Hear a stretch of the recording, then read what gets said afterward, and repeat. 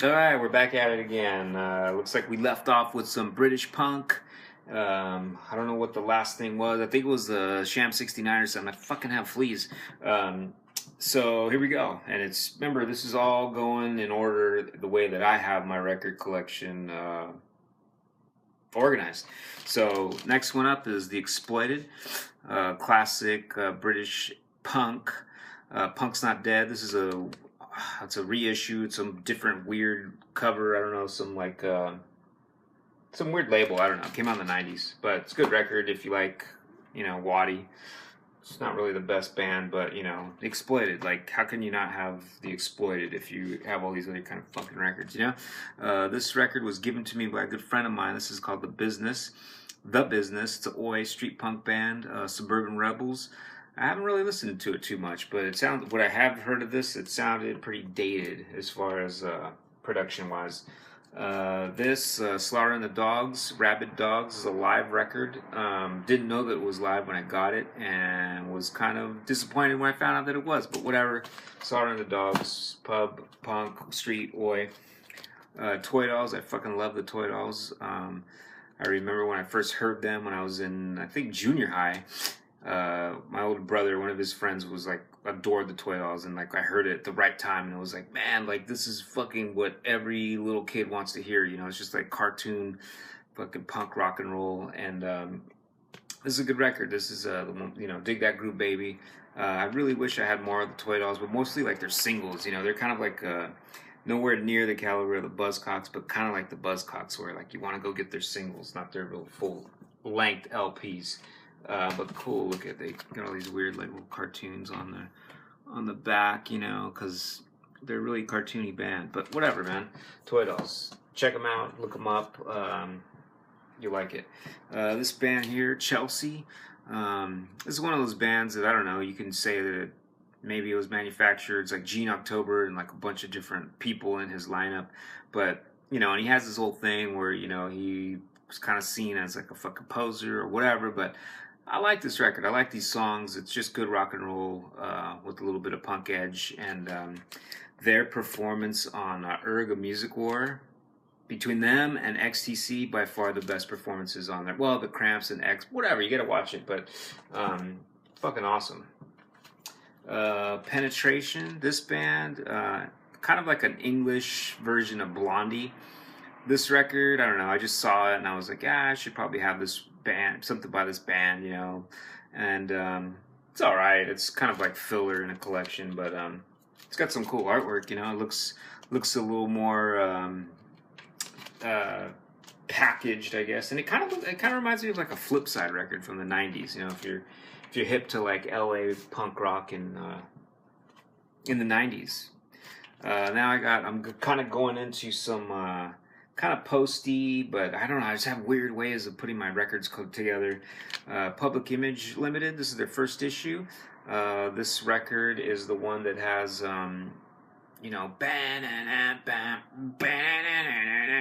Annalisa, fucking awesome song, and Public Image.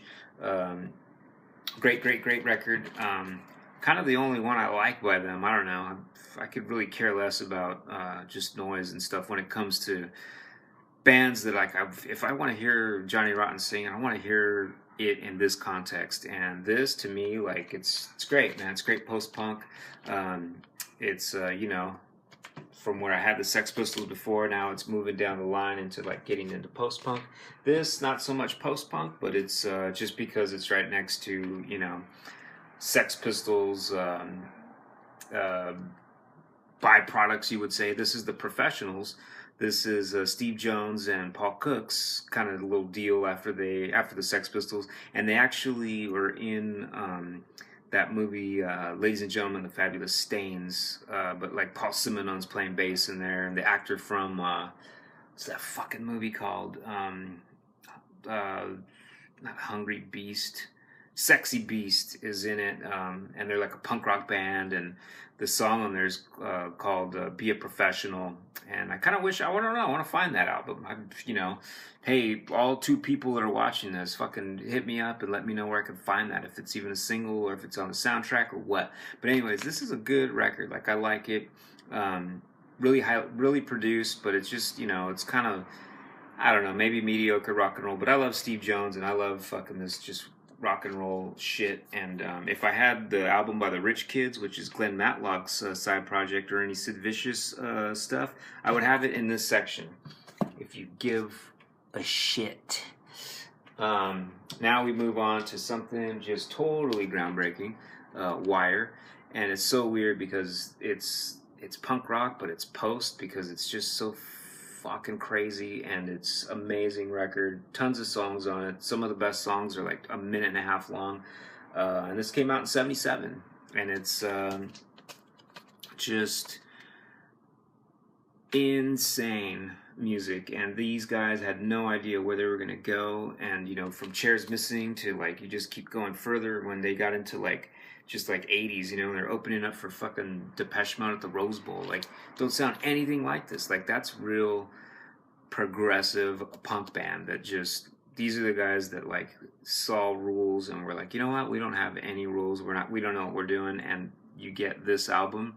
I can't recommend this album more to anybody else. If you're into punk rock, you should already have it. And if you're not, because, you know, it's like, oh, no, it's not just about like, let me go out and get everything that's cool. Let me find stuff that was rare. No, it's not even rare anymore. It's like, you know what?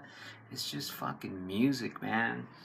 Gang of Four, Entertainment, you know, again, getting in more post-punky, kind of reggae, kind of, you know, I don't know, like, maybe I should have Bauhaus in this section, but I get them to them a little bit later. But this record's awesome. This is given to me by a good friend of mine, Joel Bratton, who used to play in Rhino 39, and he was in this band called Spiffy with, I think, Dave Lombardo from The Descendants, and he's just a really good cat. He's not around anymore, but he's a good cat from Long Beach, California. Anyway, I got that record. Their second record, Gang Force, Solid Gold. This record, What We All Want. If I could keep it for myself, like, man, this album is, it's tough, man. It's awesome. Sounds really great. It's really, really contemporary, and it sounds still pretty fresh, you know, as far as like the musicality of it and like the songwriting, and you know, it's Gang of Four. Next, I have a Howard Devoto spin-off from the Buzzcocks magazine, Real Life. This album, Definitive Gaze, that's the song that really drew me to this band. I have this like punk rock, what's it called, video compilation, and it has them playing this on the Old Grey Whistle Test, and it was just fucking amazing. It's got like really just solid tight rhythm section, and you know, keyboards, and Howard Devoto just being a fucking little weird turtle that he is. Awesome record. I love it. I found this for a fucking $1, and it's funny, I found it in this other store. The guy was playing it on the turntable in the store, had it up on the shelf, and I was like, hey, how much for that record? And he's like, oh, I'm not selling it. What the fuck are you playing it for then, you know? It's like another time I was at Headline Records in LA, and the guy's playing fucking Antisocial by Screwdriver, and I go in there and I'm like, hey man, like, you have any Screwdriver records? Oh no, I can't sell those. I don't. It's like, then why are you fucking playing it, man? You're in a record store, you're supposed to be selling these records. You got a record on the wall, I want to buy it, you don't want to sell it, then fucking take it off. But it doesn't matter, you know why? Because I found it for $1, and it was one of those buys where I just saw it and I was like, what, this got to be a mistake. I picked it up and I ran out the door. And maybe nobody cared about it when I got it, and maybe nobody cares about it now, but you know what? Oh my God, my heart is complete because I have that record. So thank you, $1. Boys Don't Cry by The Cure. Have this in the kind of the post section because it's punk rock, man. It's like, you know, before The Cure got huge, and even they were already big at this point, you know. This is like a collection of songs, but I mean, where do you want me to put it? It's right here. Then I got Dirk Wears White Socks by Adam and the Ants. Total, like, I was into Adam and the Ants when I was a kid, you know, Stand and Deliver, all his fucking Goody Two Shoes, even before that, you know, but like Friend or Foe, Desperate Not Serious. Really, really good time in the 80s when I was growing up, and just his videos and the way, like, it grabbed me, you know. It was fucking it was there. It had all the elements that you need to capture youth and get them really to, and catchy songs, good shit, Um, but this album is like, whoa. If anything, it's kind of like Wire, It's kind of like Wire and Gang 4. That's why I have it where I have it. It's just poppy. It's wicked. It's fucking. It takes a lot of chances, and they never lose on this. Just for the song "Digital Tenderness," my God, amazing, amazing, amazing record. Can't say more about it. Then I got this really bad quality bootleg of Warsaw by Joy Division, but you know what? I love it. It's awesome. Sounds. I love the songs, and whatever. Say whatever you want about Joy Division. Hopefully, you should be saying good things because they were great. And who cares if they're fucking trendy or overblown? You still can't say that songs aren't good. Then I have this one. It's a live album of Joy Division. Who put this out? Oh, Get Back put this out. Made in Italy, I guess. I don't fucking know. But it's pretty cool. It's a good documentation. It's a really nice package. It's a double. It's a gatefold, and it's got good. Really good quality artwork. But it sounds like shit. And whatever. I don't know why I bought it. I thought it was something else when I bought it, and whatever. A lot of times when I buy records, I stick with it. It's like, yeah, let me just. What am I gonna do? I got room, right? Look at, put it right here. Then I got Throbbing Gristle, DOA, the Third and Final Report. That's a good record. Noise, whatever you want to say about the Throbbing Gristle.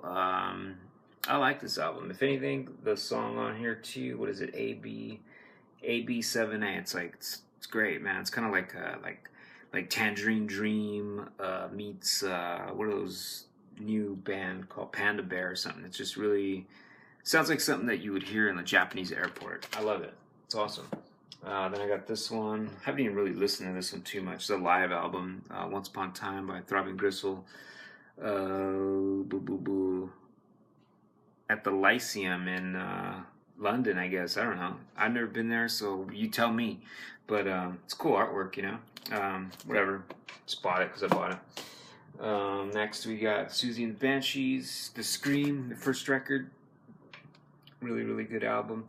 Going back to like Adam and the Ants, Marco Perone, I think his name was. I don't know, the guitar player. He was in the first incarnation of Susie and the Banshees. That's when Sid Vicious was playing the drums, and whatever, they're all fucking in bed together. But this album's awesome. Then I got Kaleidoscope by Susie and the Banshees. It's the one with Happy House and Christine, and it's awesome, man. Like, it's good shit. Then the singles, Once Upon a Time, the singles, Susie and the Banshees. Got this one because I really needed to get a copy of Love in a Void because I don't have that 7-inch. And that's Robert Smith from The Cure playing on that. There's really good footage too of there's this show on England called Something Else that was like a little like teeny bop kind of old Grey Whistle Test show that there's footage of Robert Smith playing guitar with the Banshees, and this is like pre-Creatures or whatever, shit that they did together. But it's fucking great, man. And that's why I have it close to The Cure over there later. Maybe it's supposed to be here. I don't know. Then we move into Lords of the New Church. This is Stiv Bators, post Dead Boys, Brian James, post Damned, and solo shit. This record, I mean, now we're starting to get a little dark, It gets kind of gothy, but at the same time, it's posty because it's punk rock at the same time, and this is just a great record. Even just for the title track, Lords of the New Church, or New Church. Then this one, their second album is Nothing Sacred. I think this is the last one. I think they only did 2 with Brian James.